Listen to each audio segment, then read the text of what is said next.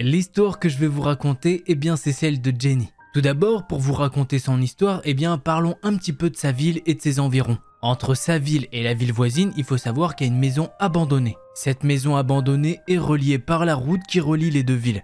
C'est une vieille maison qui date de plusieurs siècles. Enfin, d'après les relevés bancaires qu'elle a pu trouver. Et aussi à cause de l'architecture du lieu. La maison a 2 étages avec un sous-sol. Il y a beaucoup de meubles et d'objets éparpillés à l'intérieur et elle est loin d'être vide. D'ailleurs, vous pouvez facilement deviner qu'elle n'a pas été habitée depuis des décennies. Et celui qui la possède ne semble même pas connaître son existence. D'ailleurs, celui qui a vécu dedans, eh ben c'est comme s'il avait disparu du jour au lendemain en laissant tout derrière lui. La façon dont Jenny pouvait entrer auparavant était par la porte de la cave au sous-sol. Elle était ouverte et soutenue par de gros bâtons. Les premières visites de Jenny remontent à 2 ans et elle n'y est pas retournée depuis cette époque. Puis un jour, Jenny en a parlé à une amie qui a exprimé son intérêt à aller voir la maison quand elle lui a raconté son expérience. Et donc, l'été dernier, Jenny lui a dit qu'elle l'emmènerait sur les lieux. En aucun cas, Jenny elle aurait pensé que ce voyage serait dangereux. En plus de ça, elle lui a juste dit que c'était un endroit intéressant à explorer. Elle et son amie se sont alors garés en face de la maison dans le parking de l'un des bâtiments industriels à proximité. La route, eh bien, c'est une route rurale. Mais elle était loin d'être inutilisée et elle ne voulait pas du tout être interrogée sur ce qu'elle faisait ici. À ce moment-là, Jenny a la peur. Et donc c'est son amie qui est un petit peu plus courageuse qui va prendre la tête. Alors oui, Jenny, malgré ses multiples visites, eh bien elle avait quand même peur d'y aller. Son amie a alors marché en tête du groupe jusqu'à l'avant de la maison. Puis elle lui a posé quelques questions au sujet de ce que Jenny avait trouvé dans cet endroit. Elle lui dit qu'elle a déjà visité la cuisine qui contenait encore de la nourriture périmée et qu'à l'étage, eh bien il y a un petit jeu de société. Enfin, il y avait parce que au final, elle l'a ramené chez elle. Alors que les filles marchaient toutes les deux en longeant le côté de la maison qui donne vers l'arrière avec la cave, eh bien Jenny a pu remarquer qu'il y avait beaucoup plus de broussailles que lors de sa dernière visite. Elle y était allée au printemps dernier avec sa sœur et sa meilleure amie. Mais à cette époque-là, il n'y avait pas autant de broussailles que maintenant. Elles sont donc obligées de se déplacer avec précaution. D'ailleurs, plus elles avancent et plus l'herbe est épaisse. Elles essayent donc tant bien que mal de trouver le chemin vers la cave. Finalement, elles ont avancé et ont traversé quelques branches et ont finalement trouvé la cave. Elle est brisée et ouverte telle que Jenny l'avait vue la dernière fois. Les filles ont parlé pendant 1 seconde dans leur nervosité. Et Jenny a observé la cave qui mène à cette maison sombre et abandonnée.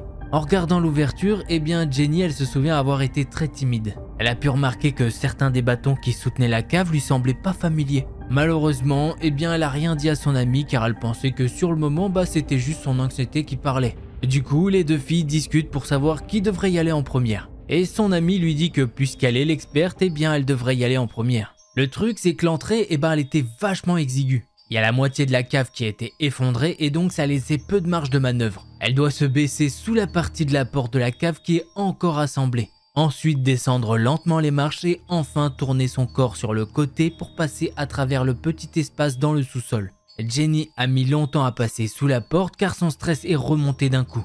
Mais elle a fini par le faire et son amie a suivi. Et justement, elle l'a fait assez rapidement, ce qu'elle a bien apprécié. Elles sont donc maintenant là, toutes les deux dans un coin du sous-sol. Jenny a allumé la lampe de poche de son téléphone et son amie l'a fait également. Il y avait une toile d'araignée dans le chemin qui menait aux escaliers pour le premier étage. Jenny elle a regardé un petit peu autour d'elle et elle a enfin trouvé un outil pour essayer de déblayer cette énorme toile d'araignée géante. Après ça, elle s'est débarrassée de l'outil au sol. Les 2 filles ont alors parlé tranquillement de trucs un petit peu banals. Mais à un moment, toutes les 2 ont arrêté de parler pendant 1 seconde. Au-dessus d'elles, elles ont clairement pu entendre des bruits de pas sur les planches. Et en plus, eh bien ces pas ils semblaient se diriger vers les escaliers qui menaient au sous-sol. Du coup, eh bien Jenny elle regarde directement son amie. Sauf que elle semble pas du tout réagir au bruit qu'elle vient d'entendre. Elle regarde alors son amie qui soudain est maintenant très inquiète. Et avant même qu'elle puisse dire quoi que ce soit, son amie lui dit « On doit partir d'ici !» Son amie va alors se retourner et sauter pratiquement dans les escaliers pour sortir de la cave. Et justement, elle est sortie très rapidement. Mais bon, ça va, elle peut voir que son amie s'est retournée pour lui tendre la main pour l'aider à se relever. Puisque Jenny, elle est un petit peu plus lente que son amie. Mais bon, elle a quand même monté les escaliers assez rapidement avec tout ce stress. Grâce à l'aide de sa copine, eh bien Jenny a pu sortir de la maison. Elle a atterri sur les mains et les genoux après s'être échappée de la cave. Mais elle n'est pas restée longtemps dans cette position, elle s'est directement relevée. Elle s'est retournée vers sa pote qui était accroupie et qui regardait dans la cave. Jenny lui a dit qu'elle devrait sortir d'ici. Elle s'est alors détournée et lui a dit de passer par les mauvaises herbes. De là, les deux copines ont couru à travers les broussailles. C'était quand même des bonnes broussailles étant donné que la peau de Jenny, elle a été coupée à certains endroits. Après un petit moment de course, eh bien elles sont maintenant à l'avant de la maison. Sauf que maintenant, sa pote n'arrête pas de la presser d'aller devant elle. Et elle, entre-temps, eh bien elle n'arrête pas de regarder derrière. Son amie qu'on va appeler Samantha d'ailleurs a pris son téléphone et rallumé sa lampe torche pour les faire passer sur la maison au niveau des fenêtres. Là, Jenny, elle comprend rien à ce qui se passe. Et elle lui dit « Mais qu'est-ce que tu fais? Est-ce que ça va bien ?» Samantha, au début, elle répond vraiment pas. Donc Jenny, elle lui demande si également elle a entendu la même chose qu'elle, c'est-à-dire des bruits de pas au-dessus d'elle pendant qu'elle s'enfuyait du sous-sol. Sam se retourne alors vers Jenny et lui dit que oui, elle a bien entendu les bruits de pas et que c'est pourquoi elle surveille la cave pour voir s'il y a quelqu'un qui les suit. Elle a alors continué en disant qu'après l'avoir tirée vers le haut, elle s'est retournée pour la guider avant de lâcher sa main, puisque quand elle s'est retournée, eh bien elle a pu voir des pieds nus et pleins de sang qui étaient au fond de la cave. Malheureusement ou heureusement, eh bien elle a pu voir que des pieds et un petit peu des jambes qui étaient vraiment couvertes de sang. C'est à ce moment-là qu'elle a compris que ouais, il fallait tailler en vitesse. Bon, au début, Jenny la croit pas du tout.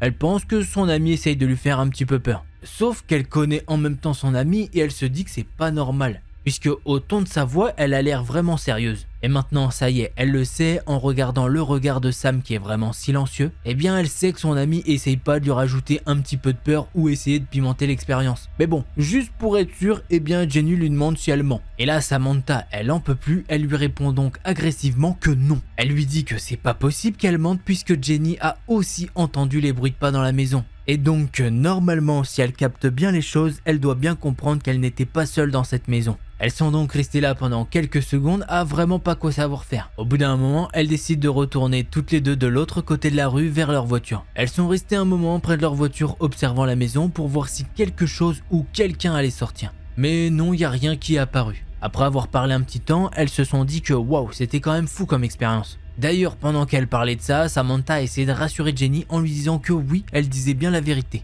Et là, heureusement pour elle, eh bien la pluie a commencé à tomber et là ça y est, elles se sont dit qu'il fallait partir. En remettant les choses dans leur contexte, eh bien Jenny croit maintenant entièrement son amie. Elle se souvient très bien des bruits de pas qu'elle a entendus ce jour-là. Depuis, Jenny n'est pas retournée dans cette maison. Après, elle essaye de rationaliser en se disant que l'homme qui était là-bas, eh ben c'était sûrement un sans-abri qui cherchait un abri justement. Mais encore aujourd'hui, en y pensant à cette histoire, eh bien elle a des petits frissons. Et oui, effectivement, je peux la comprendre. Parce que là, elle pense que c'est un sans-abri ou quoi? Mais peut-être pas, attendez, on sait jamais, il avait quand même du sang partout sur lui. Je me dis, on sait jamais, le gars il mangeait des trucs dans la forêt ou quoi, je sais pas, il fait des trucs bizarres. On a vu tellement de threads d'horreur où il se passe des trucs chelous que ça me choquerait pas qu'il y ait un mec qui ait tué quelqu'un et puis voilà, enfin vous connaissez. Allez, on passe maintenant au second thread d'horreur.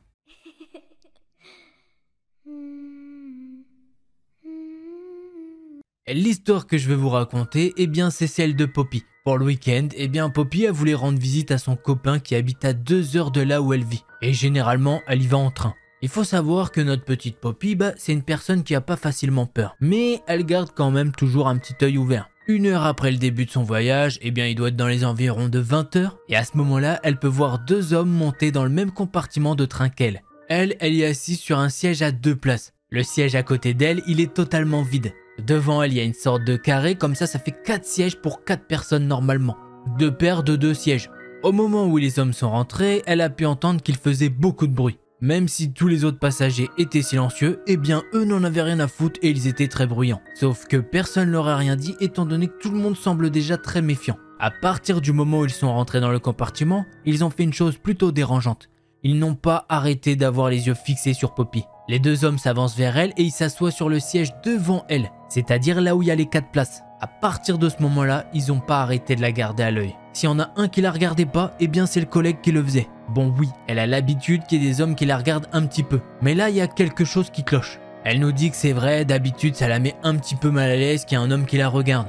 Mais dans le regard de ces hommes, eh bien elle peut sentir du danger. Les regards qu'ils lui lancent sont vraiment bizarres. Elle a l'impression qu'ils la regardent de toutes les manières possibles. Ils essayent de la regarder à travers les chaises, à travers les espaces libres. Ils se lèvent même de leur siège pour la regarder d'un petit peu plus haut. Ils se rassoient, ils penchent la tête d'un côté. Ils la regardent même à travers le reflet du carreau.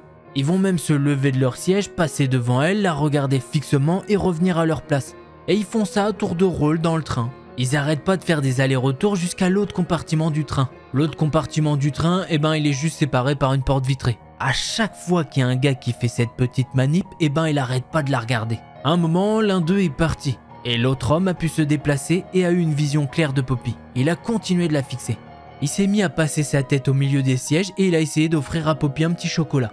Ce qu'elle a directement refusé et elle a bien fait, je pense. Puis l'autre homme est revenu et 5 minutes plus tard, c'est celui qui s'était pas encore éloigné qui a fait la même stratégie. Pour vous dire, ils ont fait que ça pendant un petit moment, des échanges comme ça. Et à chaque fois que l'un d'entre eux se levait, l'autre était vraiment en mode sniper.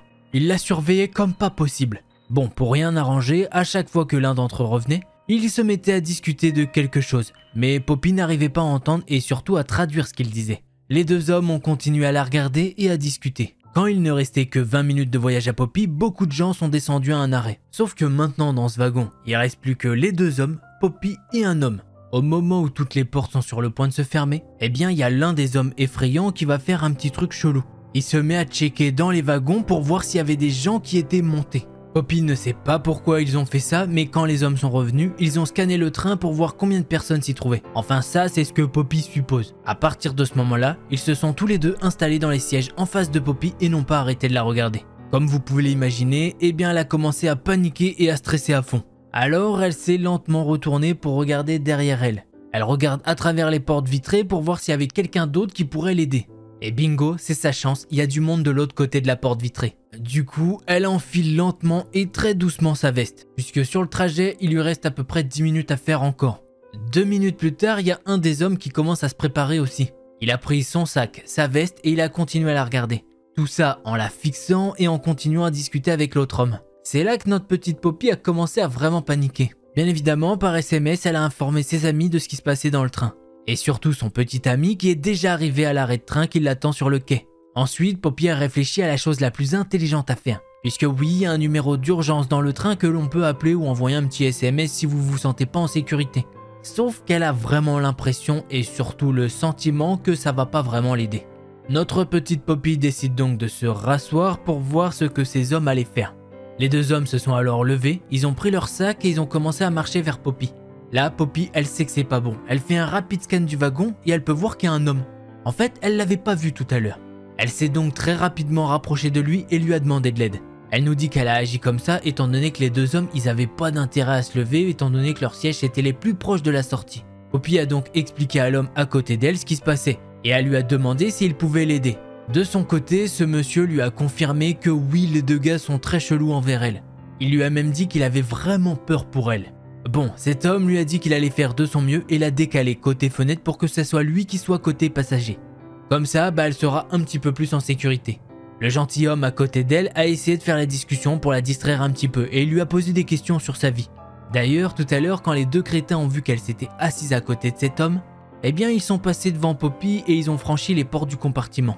Je vous rappelle, c'est des portes vitrées et forcément on peut tout voir à travers. Du coup, elle pouvait très bien les voir de l'autre côté. Mais bon, elle essaye de garder sa peur pour elle, même si elle tremble d'une manière incontrôlable. D'ailleurs, quand ils ont franchi cette porte, eh bien Poppy a pu voir que les deux hommes ont échangé des regards. Puis ils se sont mis à la regarder elle, et à partir de là, ils ont discuté de quelque chose. Ils l'ont regardée de nouveau, et ils se sont retournés et sont repartis dans l'autre sens. C'est là qu'ils ont commencé à marcher vers la sortie du train, là où se trouvait une autre porte vitrée. Ce qui fait que Poppy elle peut encore les voir. Pendant tout ce temps, ils se tenaient autour de la sortie du train. Il la regardait toujours intensément, avec un regard très effrayant et dérangé. C'est comme si elle pouvait décrire sur leur visage « Tu t'es enfui, mais tu n'auras pas cette chance la prochaine fois ». En les voyant, c'est clairement comme ça que Poppy pense. L'homme à côté d'elle, il peut également ressentir ça, et il fait de son mieux pour essayer de la calmer. Il lui a dit qu'il n'allait pas la laisser descendre du train toute seule et qu'il l'attendrait avec elle, son petit ami, jusqu'à ce qu'il arrive. À ce moment-là, Poppy elle a immédiatement été réconfortée. Mais ensuite, ils sont arrivés à l'arrêt de train. Poppy et cet homme ont alors commencé à marcher du côté de la sortie. Là, Poppy elle a pu voir un cauchemar se réaliser sous ses yeux. À la sortie du train, debout, il y avait deux autres hommes avec le même regard que les deux creepy dans le train. Ils parlaient la même langue et ils agissaient bizarrement aussi. D'ailleurs, ces hommes, ils étaient probablement dans les wagons de droite et de gauche. Vous vous rappelez les wagons où ils faisaient des allers-retours les deux autres gars? Les hommes à la sortie ont pu voir Poppy, ils l'ont regardée avec un regard effrayant. Mais ensuite, ils ont pu voir l'homme gentil avec elle. Les 4 hommes ont alors détourné le regard. Après ça, ils se sont immédiatement cachés le visage avec leur capuche et un masque. Puis d'un coup, comme ça, ils se sont mis à courir. Juste avant, il y a un des gars du groupe qui a dû dire quelque chose et qui les a fait sprinter. Poppy ne pensait pas que ça lui arriverait un jour dans le pays où elle habite, surtout en Europe. Mais elle nous rappelle qu'on n'est jamais en sécurité à 100% où que l'on soit. Elle aurait aimé remercier l'homme qui l'a sauvée et qui l'a aidée dans cette situation. Mais malheureusement, elle n'a pas son nom ni son prénom. Donc si jamais il passe par là, un grand merci à ce monsieur. Ouais, on va pas se mytho qu'à mon avis, il se préparait un plan assez... vous savez, pas fou. J'ai l'impression de dire la même chose, mais bon, c'est un peu le but des threads d'horreur, c'est que normalement il se passe un truc pas fou. Et là, je pense que notre petite Poppy, elle aurait pas vécu un moment de plaisir. Donc heureusement qu'il y avait cet homme et qu'il s'en foutait pas royalement. Parce qu'il aurait pu avoir un homme, mais qui s'en fout royalement. Ça se peut aussi.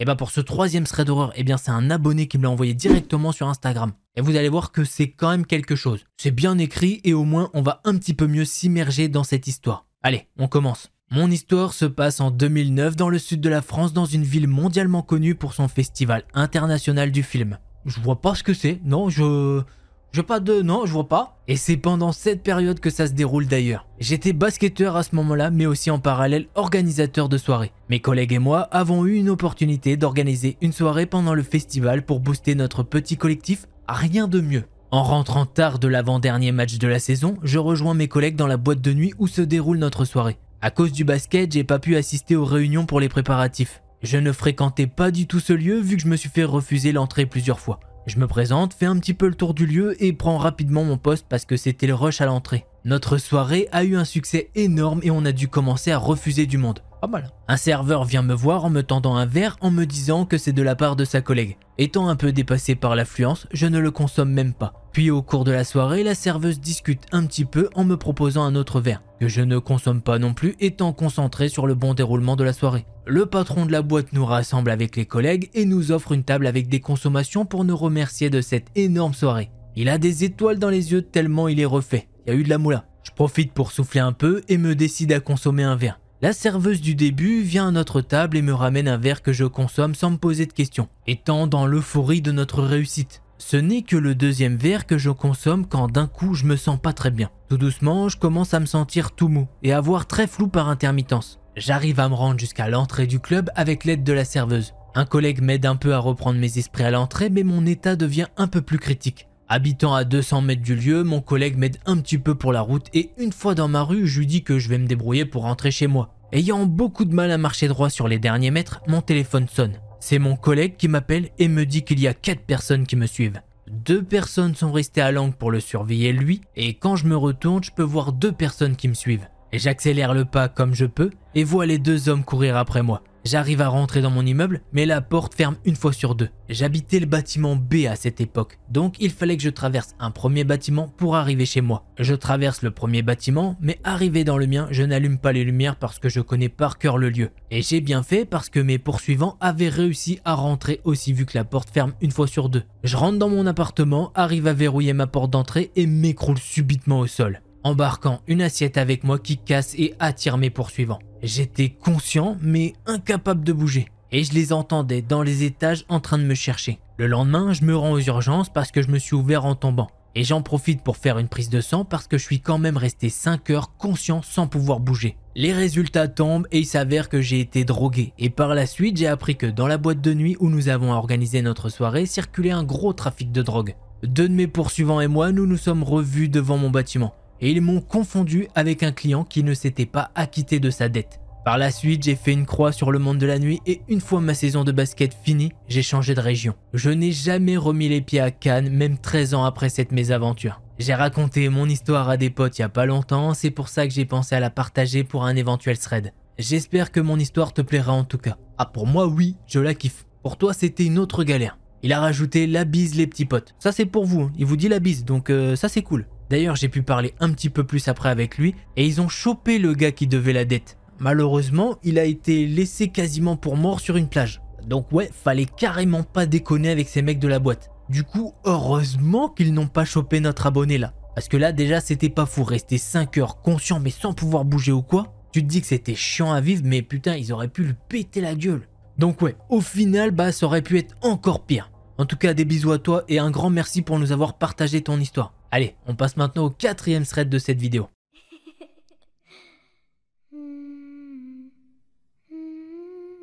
L'histoire que je vais vous raconter, eh bien c'est celle de Stella. Il faut savoir que justement, eh bien elle lit beaucoup de threads d'horreur et enfin aujourd'hui elle a décidé de partager son histoire avec nous. Enfin, c'était sur Reddit mais on va dire que c'est nous, ok? Aujourd'hui c'est une femme de 22 ans, mais quand cette histoire se passe, elle n'avait que 18 ans.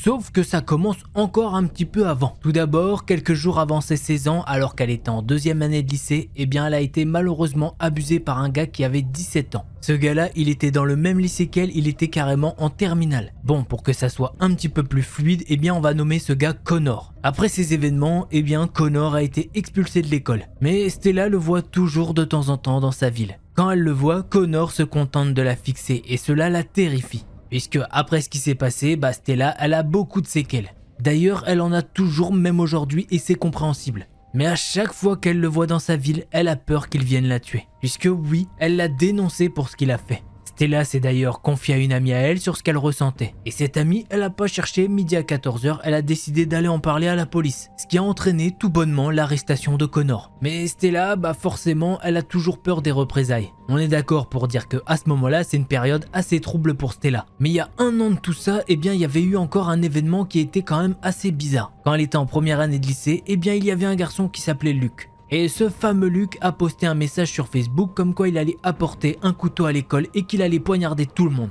Bon, avant que ça se passe, ce gars-là a été attrapé et il a été arrêté. Suite à ça, il a été expulsé et tout le monde lui a donné un petit surnom, le poignardeur de l'école. Enfin, une dernière chose à savoir sur Stella et sa meilleure amie, eh bien au lycée, ils passaient leur temps à fumer tout et rien. Elles fumaient vraiment de l'herbe tous les jours. Puis le soir venu, eh bien elles utilisaient des substances encore plus dures. Du truc comme du coca, vous savez, des petits acides et d'autres substances. Bon allez, on passe maintenant à ce qui s'est passé pour cette histoire. C'est le 18e anniversaire de sa meilleure amie et c'est le début de la terminale pour elle. Alors Stella et sa meilleure amie ont décidé de louer une chambre d'hôtel et d'organiser une fête. Elles invitent à peu près tous les gens qu'elles connaissent. Elles ont même partagé tout ça sur les réseaux sociaux, comme quoi il y allait avoir de l'alcool et une chambre d'hôtel rien que pour elles. Ensuite, elles ont envoyé quelques messages à leurs potes histoire de leur donner un petit peu plus de détails sur la fête. Mais bon, pour pas changer les mauvaises habitudes, eh bien avant que tout le monde n'arrive, Stella et sa meilleure amie ont décidé de se prendre quelques petites substances. Comment vous dire que c'est un truc assez dur, c'est un nouveau bonbon. Et c'est la première fois qu'elles vont prendre ce nouveau produit. Ce qui fait qu'elles sont défoncées mais comme jamais.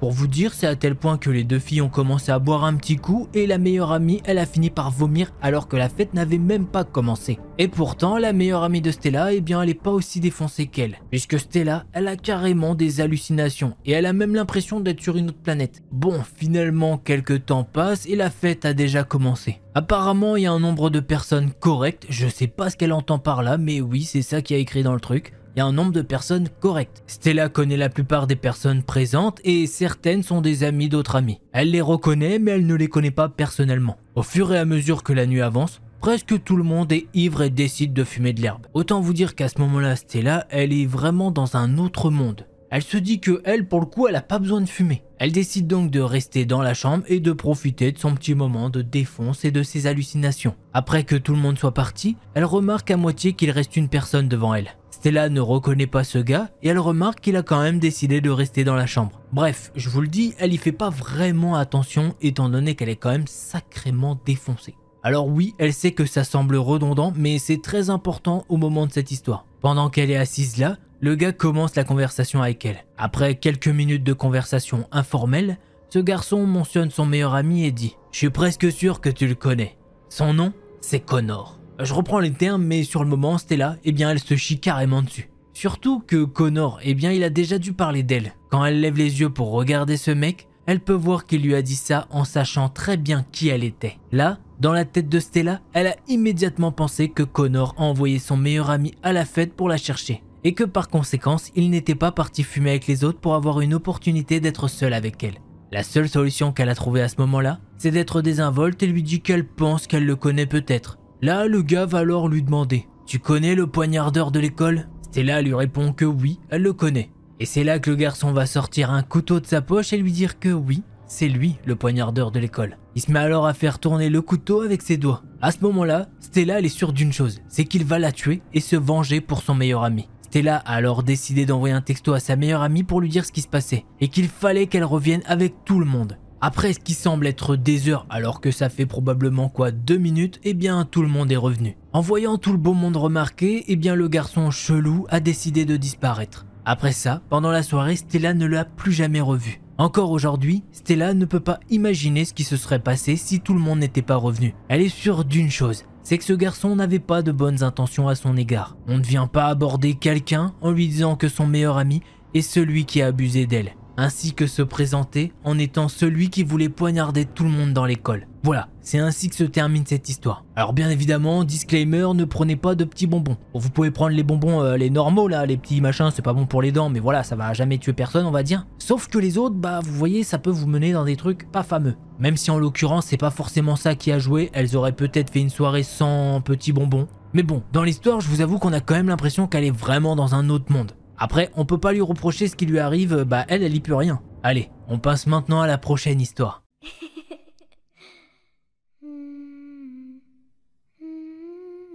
Alors pour cette histoire, je vais vous la faire à la première personne, étant donné que j'ai envie qu'on s'immerge un petit peu dans le truc. Et j'avoue que cette histoire, c'est un petit peu mon coup de cœur, c'est pour ça que je vous la mets en dernier. Cette histoire se déroule dans une très petite ville de la région du nord-est des États-Unis pendant l'été avant que je ne parte à l'université en 2015. Après avoir obtenu mon diplôme d'études secondaires, mes parents ont décidé de déménager dans une maison plus petite et plus abordable à environ 45 minutes au nord dans les montagnes. Nous sommes restés dans la maison de mon enfance parce que les écoles publiques de ma région étaient les meilleures de l'État et que mes parents appréciaient vraiment mon éducation. J'ai fini par aller dans une université incroyable et maintenant j'ai une carrière incroyable grâce à mon excellente éducation. Comme la plupart des gens aux États-Unis le savent, une éducation publique exceptionnelle signifie généralement des impôts fonciers plus élevés. Mes parents sont arrivés au point où ils ne pouvaient plus payer les taxes sur leur maison de 4000 pieds carrés et ils ont décidé de la vendre juste après que j'obtienne mon diplôme d'études secondaires. Leur maison est humble et se trouve sur un beau terrain à flanc d'une belle montagne. Les arbres sont toujours si verts et il y a beaucoup d'animaux sauvages autour. Ils n'ont pas beaucoup de voisins non plus.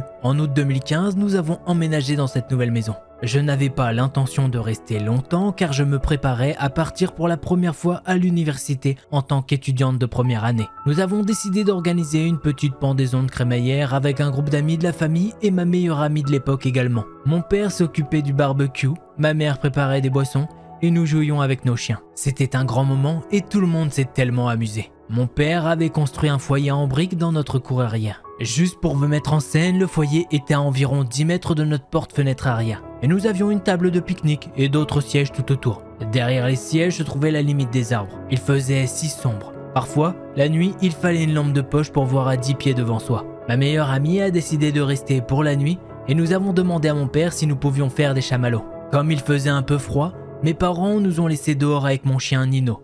Nino était un mélange d'un labrador noir et d'un pitbull. C'était un chien tellement loyal et incroyable que mon père l'a entraîné comme bras droit. Il était notre protecteur car il pouvait courir extrêmement vite. Il était très fort et nous alertait lorsque quelque chose se produisait dans la nuit. Petite remarque complémentaire, malheureusement Nino est décédé une semaine avant son mariage en 2022. Il avait 17 ans et il a vécu une vie aventureuse avec ses parents. Il a chassé des écureuils, il s'allongeait au soleil et il se déchaînait comme un petit fou. Des bisous à lui, reprenons l'histoire. Nino s'est allongé entre nous, face à la limite des arbres, et ma meilleure amie était à ma droite. Nous tournions le dos à la ligne sombre et dense des arbres. Notre première erreur.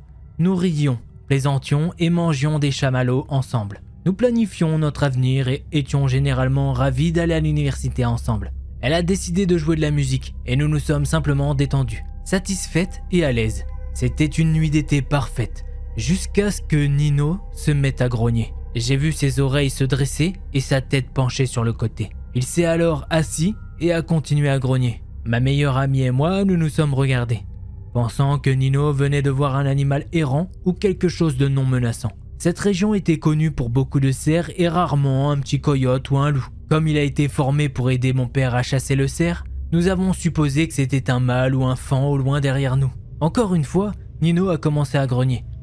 C'était notre deuxième erreur. Nous n'avons pas appelé mon père. Nous ne pensions même pas qu'il y avait un problème jusqu'à ce que Nino se mette à aboyer à plusieurs reprises. Cette fois, plus fort et avec plus de conviction. Il s'est levé et a commencé à aboyer comme s'il nous alertait d'une activité au-delà de la limite des arbres que nous ne pouvions même pas voir. Nous nous sommes levés également. Le feu obscurcissait notre vue. Ma meilleure amie a pris son téléphone, a mis la musique sur pause et a allumé sa lampe torche. Elle a commencé à marcher vers le bord de la limite des arbres avec Nino à ses côtés, toujours en train de grogner et d'aboyer, nous avertissant de ne pas aller plus loin et d'appeler à l'aide. Nous sommes restés immobiles, en silence, écoutant le moindre bruit. J'avais trop peur pour même respirer à ce stade. Elle a commencé à marcher dans les bois, et quand elle a allumé sa lampe de poche de nouveau, elle a vu une silhouette. Quelqu'un regardait derrière un arbre. C'était un homme avec une chemise verte et un pantalon vert. Un homme d'environ 1,80 m avec des lunettes. Nous avons crié et couru aussi vite que possible à l'intérieur, laissant le feu sans surveillance et cet homme effrayant derrière l'arbre. Ce que nous ne savions pas à l'époque, c'était d'où venait cet homme. Nous nous sommes écrasés à travers notre porte d'entrée, essoufflés avec Nino qui nous suivait. Nous avons surpris ma mère qui lavait la vaisselle et d'autres choses provenant de la fête. Elle parlait à mon père de quelque chose qu'ils avaient vu aux informations. Et je pense que nous l'avons interrompu au milieu de sa phrase pour lui expliquer qu'il y avait un homme vêtu de vert qui se cachait derrière un arbre dans les bois. Nous ne savions pas depuis combien de temps il était là, ou encore s'il était toujours là, mais nous pleurions toutes les deux. Je me souviens d'avoir été extrêmement malade, comme si j'allais vomir. Mon père s'est alors levé d'un bond, a attrapé son fusil de chasse et sa lampe frontale. Il a couru dehors avec Nino. Ma mère nous a réunis dans le salon. Elle a éteint toutes les lumières de la maison et a verrouillé les portes. Elle nous a dit de nous taire et qu'elle allait appeler le 911. Alors qu'elle faisait cela, ma meilleure amie et moi tremblions de peur. Nous anticipions des coups de feu et des cris. Mais je n'ai jamais entendu ça. Ma mère, maintenant au téléphone avec le 911, a décrit ce que nous avons vu à l'opératrice. J'ai entendu ma mère dire « Ah, très bien, je vois ». Tout ça d'une manière très alarmante. À ce moment-là, mon père est revenu à l'intérieur. Et ma mère lui a fait savoir que la police était en route vers chez nous. Être dans une petite ville sur la montagne avec moins de 10 000 habitants signifie que nous n'avons pas notre propre force de police. Nous obtenons la police des tâches chaque fois qu'il y a un appel aux intervenants d'urgence. Mon père a rangé son arme et a attendu dehors que la police se présente. À notre grande surprise, ils n'ont pas simplement envoyé un policier, mais 10 et toute une équipe SWAT ainsi qu'un hélicoptère pour faire le tour de la zone. Nous étions à juste titre terrifiés. J'étais pratiquement en train d'avoir une crise de panique à ce moment-là. Les policiers sont entrés dans notre maison et nous ont demandé à ma meilleure amie et à moi ce que l'homme portait, à quoi il ressemblait, et si nous pouvions discerner des cicatrices ou des tatouages. Nous avons alors expliqué l'étrange tenue verte assortie ainsi que les lunettes. L'officier s'est excusé et a alerté la police et les membres du SWAT en dehors de notre description. Ils ont commencé à fouiller les bois derrière notre maison avec des fusils, des lampes de poche et l'hélicoptère qui tournait au-dessus. Ils nous ont conseillé de rester à l'intérieur et qu'ils nous feraient savoir quand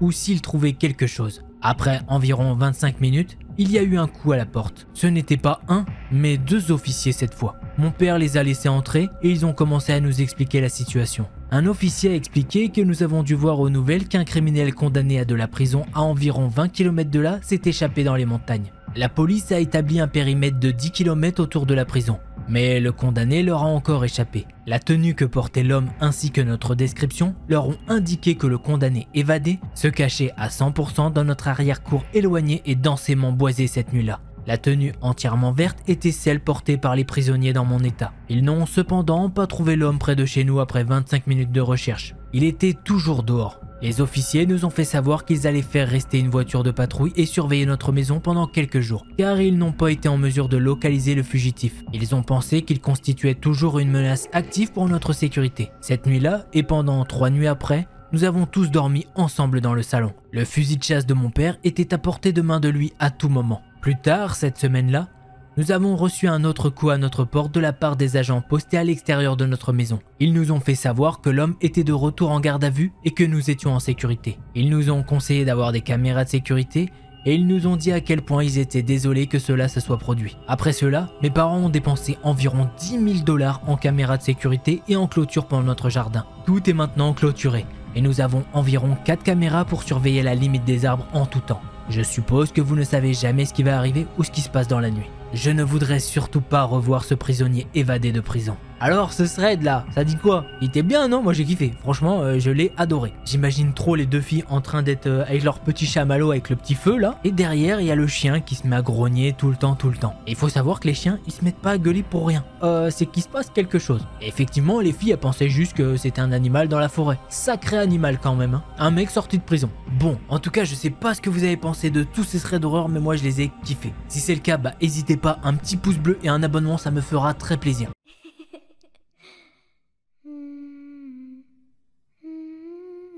L'histoire que je vais vous raconter, c'est celle de Caroline. Lors de cette histoire, Caroline n'a que 13 ans. C'est une jeune cavalière dans un petit club pas super connu. Et justement, on lui a attribué une jument. Caroline la connaissait bien et donc elle savait qu'elle n'était pas du genre à avoir peur pour rien. Par exemple, quand sa jument voyait une souris, eh bien elle ne s'agitait pas. Et quand une personne faisait un mouvement brusque devant elle, eh bien elle ne bougeait pas, elle n'avait même pas une réaction. Enfin bref, vous l'avez compris, eh bien la jument de Caroline, elle est très calme. D'ailleurs, cette petite jument, eh bien elle a un prénom. Elle s'appelle Jubel. Son box était situé dans une rangée de l'écurie qui n'était pas en super bon état. D'ailleurs, faut savoir que vers le fond de la box de Jubel, eh bien le sol c'était même pas de la terre. C'était des planches de bois que tu pouvais carrément soulever par en dessous. Bon, en gros, c'est rien de grave étant donné que la jument, elle pouvait pas décaler la planche toute seule. Ce qui fait que c'est bon, elle peut pas se créer de trou toute seule et tomber dedans. Un jour, Caroline va rejoindre sa jument pour la seller et elle remarque que la porte du box de Jubel est ouverte. D'ailleurs, sa selle, elle est au sol. Bon, Caroline, elle s'énerve un petit peu contre Jubel et elle lui demande pour plaisanter, alors pourquoi t'as fait tomber ta selle au sol? Vous voyez le genre, c'est plutôt bon enfant. Quelques minutes passent et Caroline prépare sa jument. Et au moment où elle doit poser le tapis et l'amortisseur, eh bien, elle ne les trouve pas. En voyant ça, Caroline, elle est agacée, c'est normal. Elle va donc aller voir les palefreniers et leur demander s'ils auraient pas vu ses affaires. Les palefreniers lui répondent que non. Alors Caroline est obligée d'emprunter le tapis d'un autre cavalier. Le soir venu, Caroline bichonne Jubel et c'est là qu'elle entend du bruit qui vient d'en dessous de ses pieds. Sur le moment, elle se dit c'est le bruit d'une ou deux souris qui doit galoper en dessous. Là, elle commence à stresser un peu et pour se rassurer, elle commence à parler à Jubel et lui dit « Si jamais il m'arrivait quelque chose, tu me protégerais, pas vrai ?» Bon, en partant du box, eh bien Caroline, elle a malheureusement oublié une pomme dans le box. Elle se dit que c'est pas grave, au moins si Jubel elle a un petit creux, eh bien elle pourra la manger. Le lendemain, Caroline revient au club et c'est là qu'elle trouve la pomme. Elle prend la pomme dans ses mains et elle peut voir que la pomme elle a été croquée, oui, mais pas par les dents d'une jument. Ça ressemble vraiment à des dents d'humain. Là, Caroline, elle part enquêter puisque normalement, eh bien, il n'y a personne qui a accès au box de Jubel à part elle et les 3 palefreniers. Une fois qu'elle les a trouvés, Caroline leur pose des questions et ils lui disent tous que non, ils n'ont pas vu de pomme dans le box. Là, Caroline, elle commence à s'inquiéter un petit peu et la journée passe quand même normalement. Durant la soirée, elle entend encore une fois des grattements contre le sol et cette fois, elle pense directement aux planches et aux trous. Là, elle se dit mais est-ce qu'il n'y aurait pas quelque chose sous le box de Jubel ? Forcément, Caroline, elle se met à paniquer et elle commence à trembler de peur. Elle finit donc très rapidement ce qu'elle a à faire et avant de partir, elle fait attention à mettre un seau d'eau à Jubel, ainsi qu'une botte de foin sur les planches pour faire en sorte que personne ne sorte ou ne rentre. Bon, après ça, pendant une semaine, Caroline, elle doit repartir en cours, c'est bien normal. Et du coup, elle va demander au palefrenier qu'il fasse la même chose, qu'il pose la botte de foin et un seau sur la planche. Là, une semaine s'est passée et Caroline est de retour au club. Elle entre dans le box et elle gâte Jubel. Et c'est à ce moment-là qu'elle entend quelque chose bouger sous le plancher. Elle jette un petit coup d'œil et elle peut voir que oui, les palefreniers, ils ont bien fait ce qu'elle leur a demandé. C'est-à-dire mettre une botte de foin et le seau sur la planche qui est sur le trou. Sauf qu'à ce moment-là, Caroline, elle dit à sa jument qu'elle a vraiment très peur et qu'elle va aller chercher la propriétaire. Elle sort en faisant bien attention à fermer le box derrière elle. Et elle se met à courir vers les bureaux. 5 minutes plus tard, elle revient à l'écurie avec la propriétaire. Et en voyant la scène, Caroline, elle est paralysée. Le box de Jubel, il est grand ouvert. La jument, elle a les oreilles qui bougent et qui tournent dans tous les sens. Elle est dans un état d'anxiété accrue. Sa queue, elle est entre ses jambes et elle souffle bruyamment des naseaux. Ça, c'est déjà pas fou. Mais ce qui est encore pire se trouve derrière Jubel. Le seau d'eau est complètement renversé et le foin est en bataille sur le côté. Tandis que les planches sont décalées et l'intérieur du trou est dévoilé. Il y a une chose qui est évidente, c'est qu'il y a quelqu'un qui se cachait dans ce trou. La propriétaire charge alors Caroline d'appeler la police pendant qu'elle fouille le trou. Dans le trou, ils ont pu retrouver l'amortisseur et le tapis de Jubel. Un carnet poussiéreux avec écrit dedans des plans d'un kidnapping. Dans ce carnet, il était écrit comme quoi la personne qui se trouvait dans le sol avait essayé à plusieurs reprises de sortir pour enlever Caroline pendant qu'elle était là. Le truc, c'est que le gars ne pouvait pas sortir de là, étant donné que Jubel était sur les planches et qu'elle bloquait les planches avec ses sabots. Et bien évidemment, il pouvait pas soulever les planches, je vous raconte pas le poids d'une jument. Et pendant la nuit, le gars ne pouvait même pas sortir non plus, étant donné que la jument s'allongeait sur la trappe. Après avoir appris ça, Caroline a éclaté en sanglots en prenant Jubel dans ses bras. Caroline ne sait pas si c'était de la chance ou bien si sa jument sentait le danger. Et que par conséquent, elle a empêché le kidnappeur de sortir de sa cachette. Mais en tout cas, elle a jamais assez remercié Jubel pour tout ce qu'elle a fait. Depuis, Caroline, elle a dû déménager et elle s'est jamais remise d'avoir dû laisser Jubel. Ça fait maintenant 3 ans et malheureusement Jubel nous a quittés il y a 2 ans. Bon, c'est vrai que c'est pas courant que ça soit un cheval ou une jument en l'occurrence qui sauve un humain. D'habitude dans mes histoires c'est plus des chiens ou même on a eu des chats aussi. Mais là non, c'est une jument qui a fait un boulot de fou. Alors est-ce qu'elle l'a fait consciemment ou inconsciemment, on le saura pas. Mais en tout cas ça montre que les animaux ils nous kiffent bien sa mère. Je pense que dans les commentaires on peut écrire bravo Jubel. Je pense qu'elle le mérite et puis peut-être qu'elle nous regarde de là où elle est. Allez, on passe maintenant au second thread d'horreur.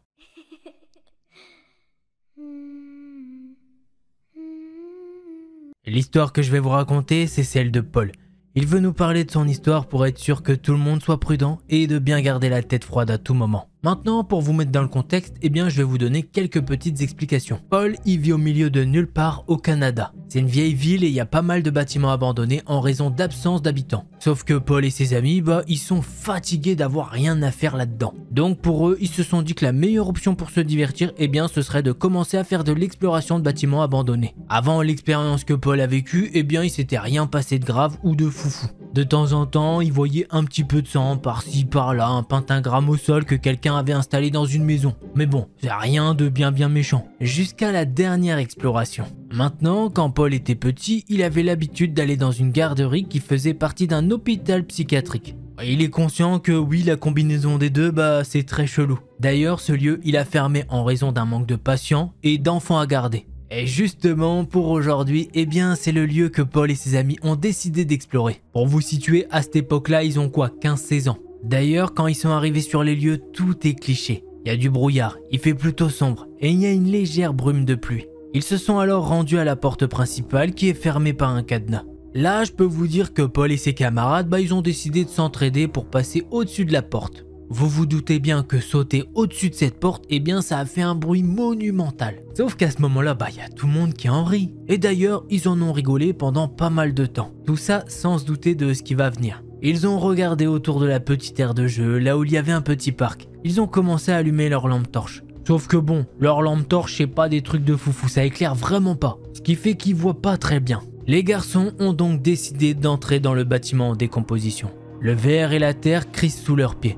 Alors qu'ils commencent à rentrer dans la section de la garderie du complexe. Il y a encore de vieux Lego, des copeaux de bois qui proviennent de meubles anciens. Par-ci par-là, t'as des vieilles poupées déchirées, des jouets éparpillés. Au fur et à mesure que Paul et ses amis avancent dans la section de garderie, plus ils deviennent naturellement silencieux, jusqu'à ce qu'ils entendent un craquement de terre sous leurs pieds. C'est là que Paul trouve un récipient en plastique avec des crayons dedans. Tout ça dans le coin au fond de la pièce. En voyant ça, Paul s'est alors rapproché pour ramasser ceux qui étaient tombés. Quand d'un coup, tous les garçons ont pu entendre un gros fracas qui vient de derrière une grande porte métallique. Et justement, cette grande porte métallique, elle donne à la partie psychiatrique du bâtiment. Quand son ami Ben a suggéré d'aller voir d'où pouvait provenir exactement ce bruit.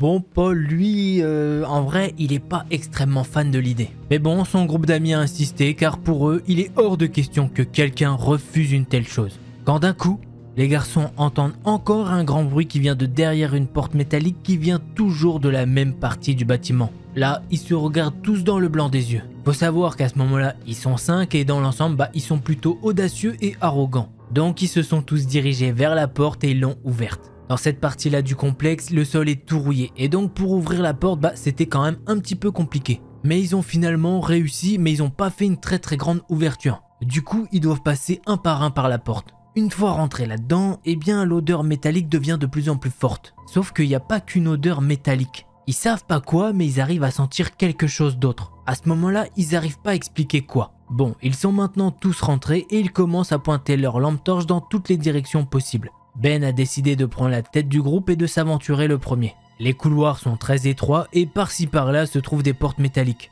Certaines s'ouvrent et d'autres non. À ce moment-là, Paul il se sent légèrement claustrophobe et il a un petit peu de mal à respirer. Alors que tout ce beau monde continue, Ben se met à braquer sa lampe de poche dans une pièce et recule immédiatement. Sur le moment, Paul il se dit que Ben il a fait ça pour augmenter leur anxiété. Mais Ben a également reculé hors de la pièce. Et Paul et les autres, eux, ont continué à marcher et s'enfoncer dans l'hôpital. Ils marchent de plus en plus profondément dans le service psychiatrique. Sauf que là, il y a un autre ami à Paul qui leur dit de s'arrêter. Et heureusement, ils vont tous écouter et s'arrêter comme un seul homme et écouter.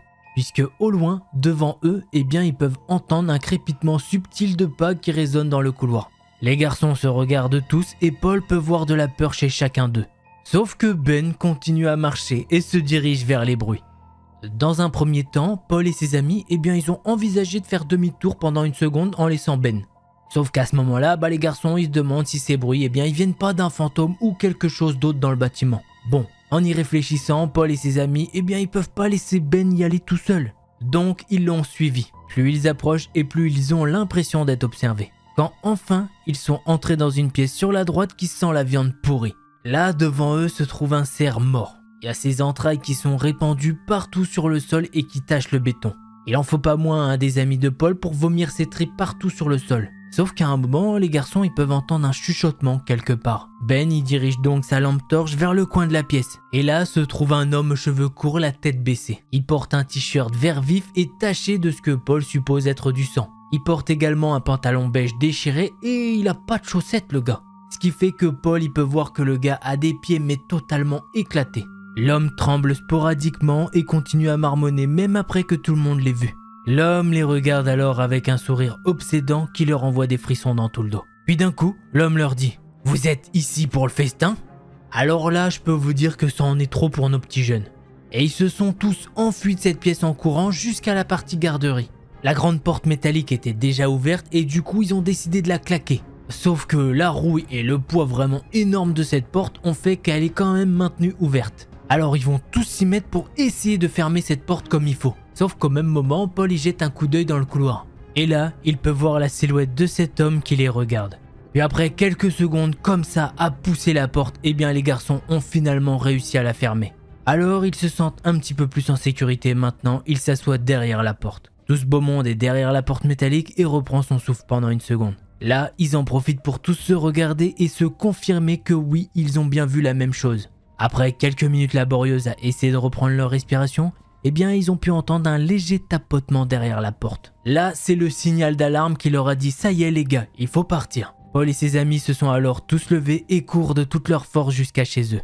La police y est allée pour faire une fouille de la zone et a trouvé un homme. Il a été déclaré que ce type avait l'habitude d'aller au service de psychiatrie avant sa fermeture. Il s'était échappé de l'établissement où il y avait été transféré et a vécu de la faune autour du complexe. Lorsque les policiers l'ont emmené, cet homme avait une série de maladies et de maladies en mangeant de la viande crue. Autant vous dire que son état mental était encore pire qu'au moment où il était hospitalisé. D'ailleurs, il y a même eu une rumeur selon laquelle il aurait tué quelqu'un dans la forêt en recherchant de la nourriture. Mais rien n'a été confirmé. Et donc un petit message de prévention, faites attention surtout dans les zones dangereuses telles que les bâtiments abandonnés. Et pour tous ceux qui se demanderaient, je vais vous mettre un petit screen de là où ça s'est passé. J'avoue que ça devait être une rencontre assez particulière.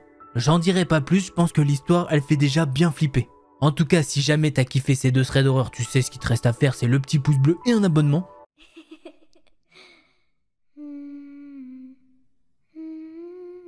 L'histoire que je vais vous raconter aujourd'hui, c'est celle de Romain. Il y a un petit peu plus d'1 an, sa sœur, elle a disparu. Aujourd'hui, la police a officiellement dit à sa famille qu'elle clôturait l'affaire car elle n'a trouvé aucune preuve d'acte criminel. Sauf que pour Romain, il est clair que tout ce qui lui est arrivé lors de son dernier appel avec elle. Alors aujourd'hui, il partage la transcription de ce dernier appel vraiment effrayant. 17 novembre 2021. Salut Tania. Rome, mais comment tu vas?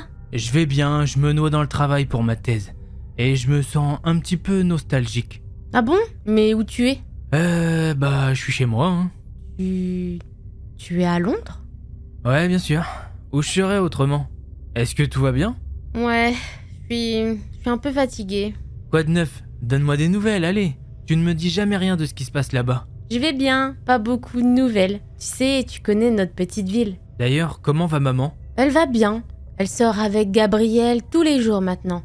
Il a l'air bien, tu sais. Ah ouais, je pensais que c'était un gugus il y a encore 2 semaines. Il va bien et je suis contente pour maman. Elle ne boit plus autant, tu sais. Elle a l'air plus heureuse que quand tu es parti. Tu sais, je serai de retour pour Noël, c'est promis. C'est bon, nous sommes habitués à vivre sans toi maintenant. Je veux dire, ne le prends pas mal. Bien sûr, nous voulons que tu sois ici, mais fais ce que tu dois faire. Termine tes études. Nous avons besoin d'un médecin ici. Monsieur Richard vieillit et il a toujours été un con. Tu sais, en fait, il s'est peut-être passé quelque chose. Quoi? Quelque chose s'est passé dans ce petit village? Waouh, dis-moi en plus. Et voilà, maintenant tu parles comme un crétin. C'est pas drôle en fait. D'ailleurs, c'est assez déconcertant. Ok, bah je t'écoute. C'est la chose la plus étrange. Et tu sais, si je n'étais pas sûre que tu en sais plus sur ce que tu me dis, j'aurais un peu peur. C'est vraiment effrayant, Rome. Même pour tes normes dégoûtantes. T'es au courant que je n'ai aucune idée de ce dont tu parles? Où es-tu, Rome? Je te l'ai dit, je suis chez moi. Tu es à Londres? Ouais, c'est là que je vis. Qu'est-ce que t'as? Dis-moi juste ce qui s'est passé. J'ai reçu une note. D'accord, et de qui? Eh ben, c'est ce que je ne sais pas. Mais c'est vraiment la chose la plus étrange. Tu te souviens de Beta? Si je me souviens de Beta, le volcan sur lequel repose notre ville depuis 70 ans? Ouais, je crois que je m'en souviens. Difficile de passer à côté de ce volcan à quelques kilomètres de chez nous. Mais je sais que tu connais Beta, idiot. Je te demande juste si tu te souviens quand nous sommes allés là-bas. Tu sais, à la fosse. Ouais, j'y suis allé au moins une bonne dizaine de fois. Mais tu sais de quoi je parle. Nous y sommes allés une fois, ensemble. Oui, bien sûr, je m'en souviens. C'était en 2002, je crois. J'avais 8 ans. Tu voulais jouer à côté de la pelleteuse le soir. Je me souviens que... Je suis désolé. Je sais pas ce qui s'est passé cette nuit-là. Tu essayais juste de me faire peur, comme à ton habitude. Non, pas vraiment. En fait, quelque chose m'a surpris. J'ai eu peur. Et j'avais déjà peur à cause de ce satané pont sur lequel tu voulais marcher. Donc ton timing était décidément bien pensé. Mais tu avais 12 ans et tu ne voulais pas me faire de mal. Nous étions enfants. Je ne voulais pas t'effrayer, Tania. Vraiment, j'ai eu peur. Le fait est que... Tu m'as demandé de ne rien dire à maman que je me suis cassé la cheville en tombant. Nous aurions eu tous les deux des ennuis. Peu importe comment ça... Et j'en ai jamais parlé à personne. Et alors, Tania? Eh bien, je me suis quand même cassé la cheville à cause de toi. Tu es la raison pour laquelle nous étions sur ce pont. Et celui qui m'a fait sursauter. Je sais, je suis désolé.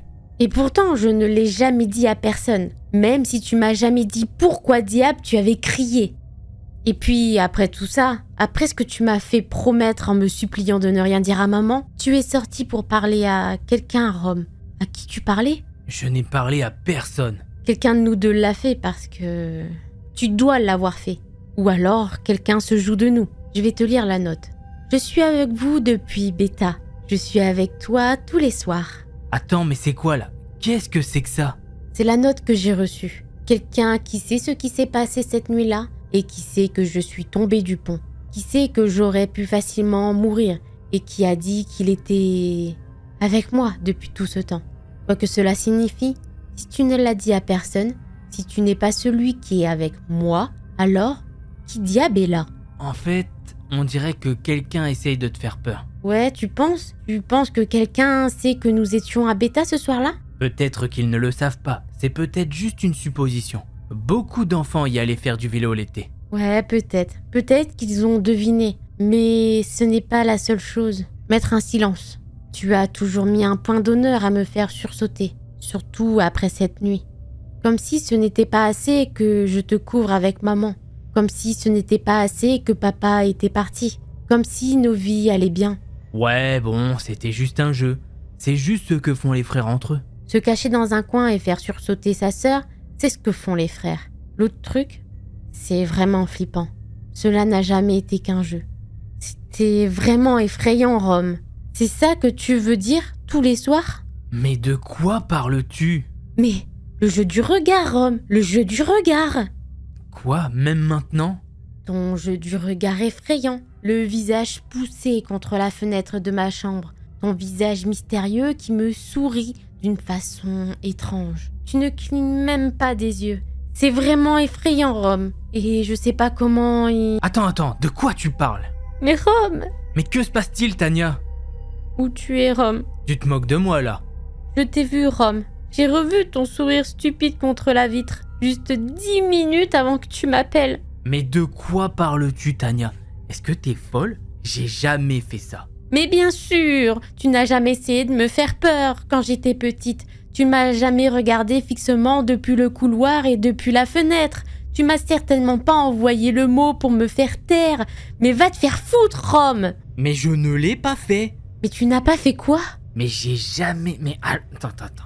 J'ai jamais fait le truc que tu dis là, ne pas cligner des yeux. Tu me fais flipper, sérieux, arrête ça. Oh tiens, moi je te fais flipper.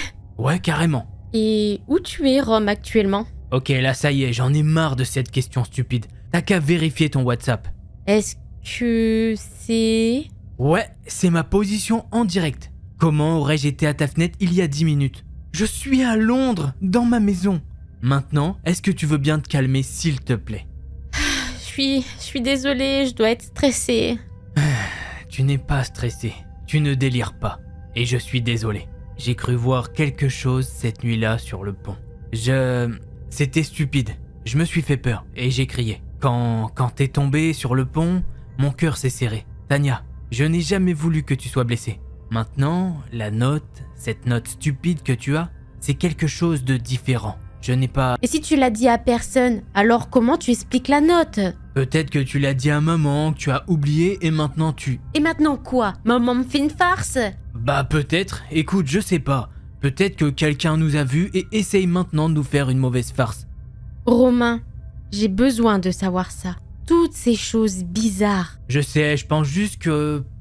peut-être que je pourrais venir ce week-end. Non, c'est juste que... Rome, j'ai vraiment besoin de savoir que je ne suis pas folle. J'ai besoin que tu admettes que tu as fait ça. Mais faire quoi? La note?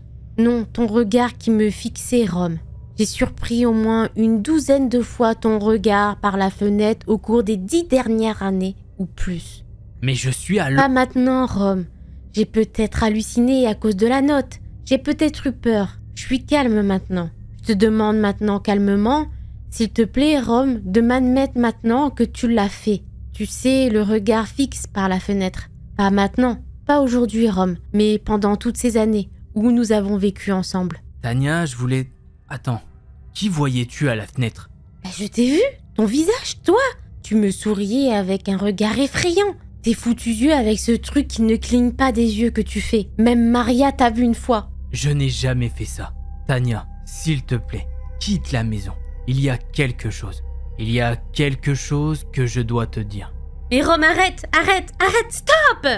Je n'ai jamais fait ça. Je ne t'ai jamais regardé. Où est maman? Tu dois partir maintenant, Tania, tu... Stop! Tania, où est maman? Tania, réponds-moi. Stop! Tania, j'appelle maman. Tu peux pas être seule là-bas. Je sais pas ce qui t'a pris. Le pont, la mine, tes cris, les coups d'œil. Tu as toujours voulu ma mort, hein? Tu l'as fait. J'ai toujours pensé que tu voulais me faire peur. Allô? Allô? Pourquoi tu me fais ça? Pourquoi? Je n'ai jamais dit à personne. Et je t'aime, donc pourquoi? Tania, qu'est-ce que c'était? Tu vas bien? Pourquoi tu murmures? Laisse-moi tranquille. Mais je suis à Londres, Tania. Pars! Attends, mais que se passe-t-il? C'était quoi ce son? Laisse-moi tranquille, Rome. J'aime vraiment pas ça. Laisse-moi tranquille, s'il te plaît. Laisse-moi. Tania, qu'est-ce qui se passe? C'est ici. Quoi? Tania, mais qui est là? Qu'est-ce qui se passe? C'est ici. C'est toi. Pourquoi tu me fais ça? Mais où es-tu? Je suis sous le lit. C'est à l'entrée. Il se tient juste là, avec ton sourire. Tania, écoute-moi bien. J'appelle la police. Tu n'es pas en sécurité. Ne bouge surtout pas. J'entends les pas. S'il te plaît, Rome. Quoi que tu fasses, s'il te plaît, arrête ça. Tania!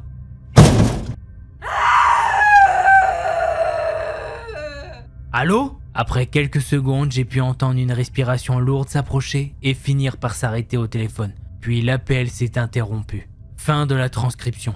Durée de l'appel, 13 minutes 3. J'ai essayé d'appeler plusieurs fois après, mais elle n'a plus répondu. Après quelques minutes, j'ai appelé la police pendant que j'essayais de comprendre ce qui s'était passé. La police est arrivée sur les lieux et a trouvé une fenêtre cassée dans la chambre de Tania. La fenêtre avait été brisée de l'intérieur. À part ça, il n'y avait aucun signe de lutte, ni d'effraction par la porte d'entrée. Celui qui est entré, dans ce cas-là, avait les clés ou a été laissé entrer. J'ai été détenu comme principal suspect dans l'affaire de la disparition de Tania pendant 48 heures à Londres, où j'habitais à l'époque pour mes études. Une fois qu'il a été prouvé que j'avais appelé de ma résidence étudiante à Londres et que je n'avais pas quitté le pays depuis 10 mois, j'ai été libéré. Gabriel et ma mère ont également été retenus comme principaux suspects impliqués dans la disparition. Mais ils ont tous les deux été vus au restaurant ce soir-là. Et au moins 5 témoins différents ont confirmé qu'ils étaient là pendant que ma sœur et moi étions au téléphone. Après des mois de silence, la police classe aujourd'hui l'affaire sans aucune explication plausible de ce qui s'est passé dans la nuit du 17 novembre 2021. La seule version non officielle qu'ils nous ont fournie est qu'ils pensent que ma sœur a appelé pour dissimuler sa décision de disparaître. Elle a brisé la fenêtre, inventé une histoire de quelqu'un entrant dans la maison, a claqué quelques portes puis est partie. Seulement, elle n'a pris aucun de ses biens. Elle n'avait pas d'argent et elle n'a plus eu de contact avec personne depuis. Pas avec ma mère, pas avec ses meilleurs amis, pas avec moi. Elle n'a montré aucun signe de dépression ou aucun signe qu'elle prévoyait de partir. J'ai découvert plus tard que le 20 novembre 2021, sa meilleure amie avait publié une déclaration. Dans cette déclaration, elle a affirmé qu'elle m'avait vu jeter un coup d'œil par la fenêtre, une nuit où elles avaient organisé une soirée pyjama dans la chambre de Tania, mon visage appuyé contre la vitre, sans cligner des yeux. La date de mon prétendu coup d'œil était le 10 octobre 2021, le jour où j'ai passé mon dernier examen à l'université, à Londres. Ils ont rejeté cela et l'appel téléphonique comme une sorte de jeu psychologique subtil que ma sœur a joué sur nous tous. Ma mère croit cette version. Son amie aussi. Je ne sais pas. Je sais que ma petite sœur ne mentait pas.